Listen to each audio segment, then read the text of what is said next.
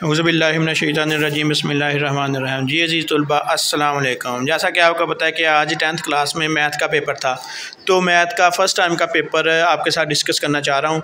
इसमें कौन कौन से MCQs आए हैं और इनको मैंने सॉल्व कर दिया है। ठीक है, तो ये सॉल्व्ड पेपर है, तो जो सेकंड टाइम वाले होंगे उनके लिए बहुत आसानी हो जाती है, ताकि इसी में से पेपर उनको भी आ जाता है। तो जी चलिए हम अपने पेपर की तरफ चलते हैं। जैसा कि हमारे पास पहला MCQ आया था कि एक दायरे के बाहर निकात से कितने ममाज खींचे जा सकते हैं। दायरे के बाहर नुक्ता से कितने ममाज खींचे जा सकते हैं। तो जी इसका how many tangent can be drawn from A point outside the circle. तो यहाँ पे 3 ऑप्शन आएगा, इसका ऑप्शन आएगा जी 3। उसके बाद क्वेश्चन नंबर 2 है the arcs opposite to the incongruent central angle of a circle are always. एक दायरा में दो गैर मतमासल मरकज़ी ज़ावियों के सामने वाली कोसेन होती हैं, मतमासल कंकरेंट होती हैं जी। एक दायरा में दो गैर मतमासल मरकज़ी ज़ावियों के सामने वाली कोसेन होती हैं जी, मतमासल जी होती हैं, ये कंकरेंट होती हैं जी। जब हम तीसरे क्वेश्चन की तरफ जाएंगे, question number 3, a circle has only one. A circle has only one, एक दायरे का सिर्फ एक ही होता है जी। सेकंड कोड होती है, सेंटर होता है, डायमीटर होता है। तो इसका एक दायरे का सिर्फ एक ही होता है जी, मरकज़, सेंटर एक होता है दायरे का। एक दायरे का सेंटर जो होता है वो सिर्फ एक ही होता है। जब आप दायरे की बात करेंगे तो उसका सेंटर सिर्फ एक ही होता है। तो ये क्वेश्चन नंबर 3 था, एक दायरे का सिर्फ एक ही सेंटर होता है। आपने मरकज़ वाला जो ऑप्शन इसको टिक कर लेना है। मुसल्लस के ज़ाहिर करने के लिए अलामत कौन सी होती है। ये मुख्तलिफ अलामतें यूज़ की गई हैं। यहाँ पे जो अलामत है ये मुसल्लस है कि ये अलामत जो बी ऑप्शन बनता है ये इसका जवाब ठीक है, बी ऑप्शन इसका जवाब ठीक है। ये मुसल्लस के लिए ये साइन जो होता है ये यूज़ किया जाता है। The symbol for a triangle is denoted by. Question number 4 का आंसर बनता है जी बी।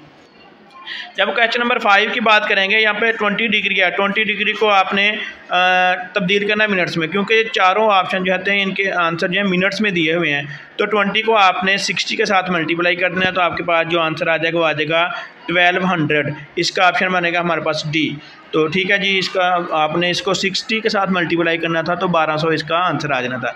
उसके बाद जब हम बात करेंगे जी, कालवी नक्शा मजमुआ है मुतसिला, a histogram is a set of adjacent मुस्ततिलों का। इसका ऑप्शन बनता है जी सी। रेक्टेंगल कालवी नक्शा जो होता है ये मजमुआ होता है मुस्ततिलों का। Histogram is a set of A adjacent rectangles.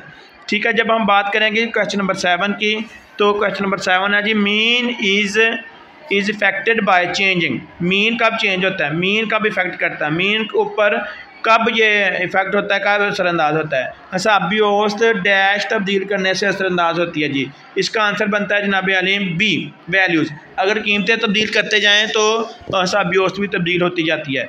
ठीक है जी, अगर कीमतें तब्दील करते जाएँ तो हमारे पास जो मीन होता है ये तब्दील होता है। इस ऑप्शन का 7वें का जवाब आता है जी बी। 8वें सवाल की जब हम बात करें तो ये 2 सेट दिए हुए हैं। सेट ए है, इसमें 2 3 5, बी में 3 5 8। तो इसमें आपने इनका इंटरसेक्शन मालूम करना है। ए इंटरसेक्शन में दोनों सेटों में जौन से एलिमेंट कॉमन है वो आपने लिख लेना। जैसा कि आपको नज़र आ रहा है 3 और 5 दोनों में कॉमन है, तो 3 और 5 ऑप्शन बी इसका जवाब आ जाता है। फिर जब हम बात करेंगे जी क्वेश्चन नंबर 9 की, x³ + 1 / x - 1 × x + 2, ये एक है कि आपने ये बताना है कि ये जो फ्रैक्शन है ये प्रॉपर है, इम्प्रॉपर है, मुस्तकिल रकम है या गैर वाजिब है। तो देखो कि बट्टे के ऊपर वाली रकम में वेरिएबल की पावर 3 है, नीचे जब दोनों को मल्टीप्लाई करेंगे तो 2 बनेगी। बट्टे के ऊपर वेरिएबल की पावर ज़्यादा है, तो ये इम्प्रॉपर है। तो इम्प्रॉपर इसका ऑप्शन डी आ जाएगा, गैर वाजिब कसर है जी, गैर वाजिब कसर है जी। उसके बाद आपके पास x ratio y proportion v ratio w। इसमें अपने चौथा मुतनासिब बताना है जी। इसका चौथा मुतनासिब बराबर आ जाएगा जी vy/x, vy/x। जब हम बात करेंगे क्वेश्चन नंबर 11 की, इकाई के जज़रुल मकाब का मजमूआ। इकाई के जितने भी जज़रुल मकाब होते हैं, पहला 1 होता है, फिर ओमेगा होता है, फिर ओमेगा स्क्वायर होता है। जब आप उन तीनों को जमा करते हो ना तो आंसर 0 आता है। Sum of the cube root of unity is 0।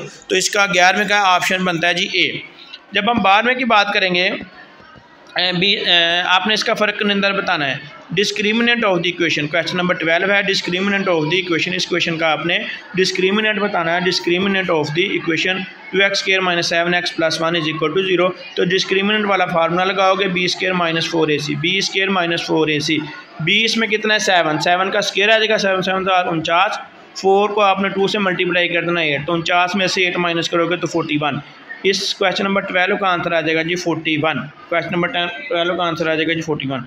उसके बाद ये -1 के जज़रुल मुकाब बताने हैं, cube root of -1, cube root of -1 जब आप लोगे तो ये -1 minus omega square, d option इसका आ जाएगा।